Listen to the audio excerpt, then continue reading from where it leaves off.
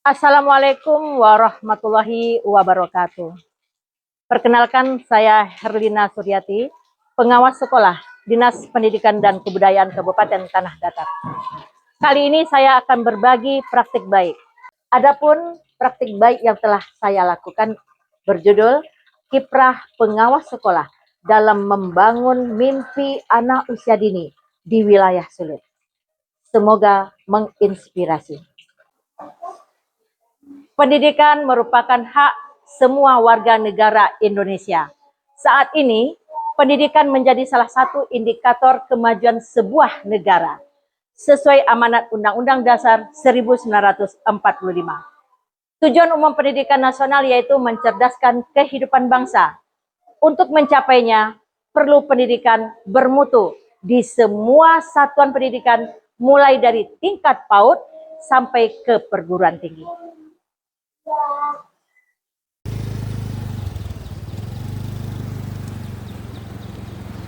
Dalam menjalankan tugas kepengawasan saya di wilayah sekolah binaan di Kecamatan Lintou Utara ini, ada daerah yang mudah dijangkau dan ada wilayah yang sulit dijangkau dengan keterbatasan akses transportasi dan internet.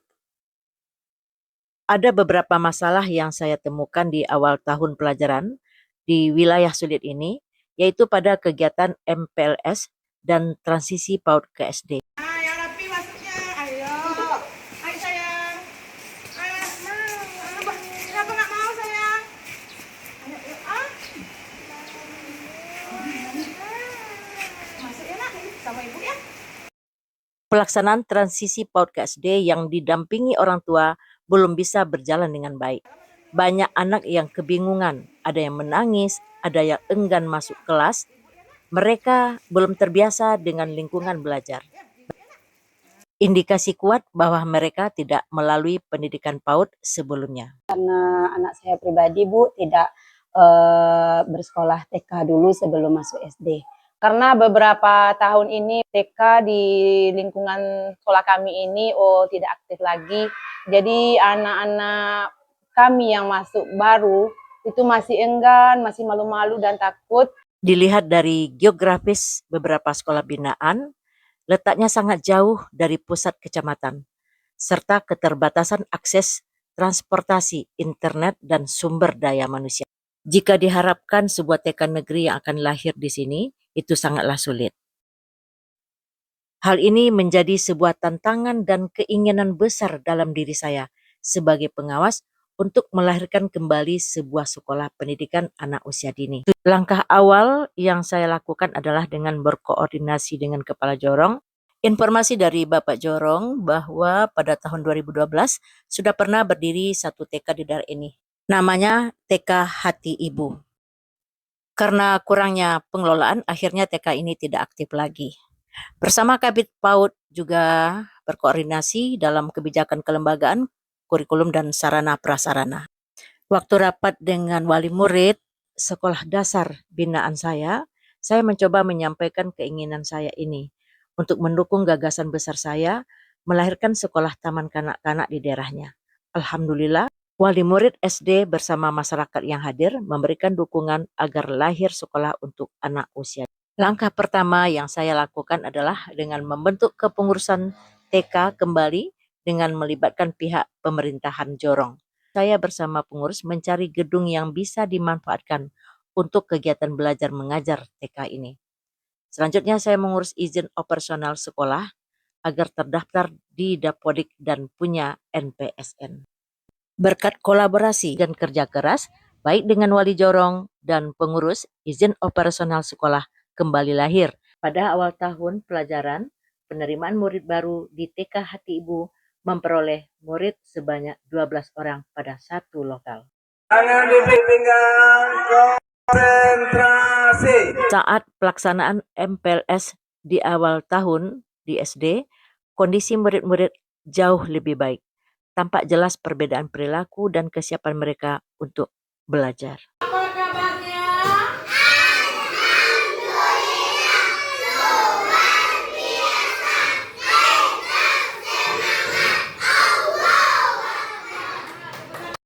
Di tahun kedua TK ini beraktivitas, saya masih melihat masih banyak anak-anak di wilayah ini belum memperoleh pendidikan usia dini karena jarak tempat tinggal mereka yang jauh dari sekolah dan keterbatasan akses transportasi. Hasil wawancara dari orang tua dan masyarakat, kebanyakan anak-anak mereka hanya bermain saja di rumah tanpa memperoleh pendidikan pada lembaga pendidikan. Padahal anak-anak seusia mereka sudah memperoleh pendidikan PAUD. Demi anak-anak mendapatkan layanan pendidikan usia dini, secara menyeluruh di wilayah ini saya mengembangkan sekolah ini dengan membuat 2 kelas jauh di 2 tempat yang berbeda. Untuk pembuatan kelas jauh ini juga penuh tantangan dan rintangan. Bersama Pak Jorong, saya mendata anak-anak usia dini di wilayah ini, terus mencari gedung kecil untuk tempat berlangsungnya pendidikan di kelas jauh. Mata saya, hidung saya satu. Bersama pengurus berkolaborasi menyewa gedung kecil agar kelas jauh dapat berjalan juga di 2 lokasi yang berbeda. Tenaga pengajar yang memiliki kualifikasi S1 PAUD, namun tidak satupun guru yang memiliki ijazah. Akhirnya tetap mencari guru dengan mengutamakan S1 meskipun bukan S1 PAUD. Yang jelas, memiliki panggilan hati, penuh cinta dan tulus dalam mendampingi tumbuh kembang anak usia dini. Setelah beberapa waktu berjalan, TK ini sudah mampu melayani pendidikan anak usia dini di 3 wilayah berbeda, walaupun 1 Dapodiknya dan NPSN-nya. Sampai saat ini, jumlah anak di TK Hati Ibu berjumlah 28 anak dari 3 kelas yang berbeda. Di kelas induk ada 10 orang, di gedung 2 atau kelas 2 sebanyak 10 orang, dan gedung 3 atau di kelas 3 itu sebanyak 8 orang. Hasil perjuangan di wilayah ini, anak-anak sudah menikmati pendidikan usia dini, sama seperti di tempat yang lain.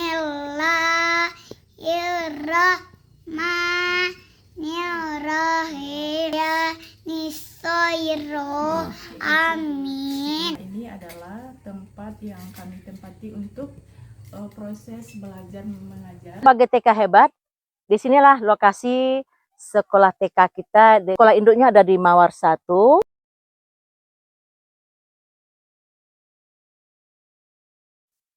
Hasil kolaborasi dan niat baik dari berbagai pihak, akhirnya semangat itu mulai menyala kembali. Halaman sekolah kembali hidup dengan permainan dan tawa.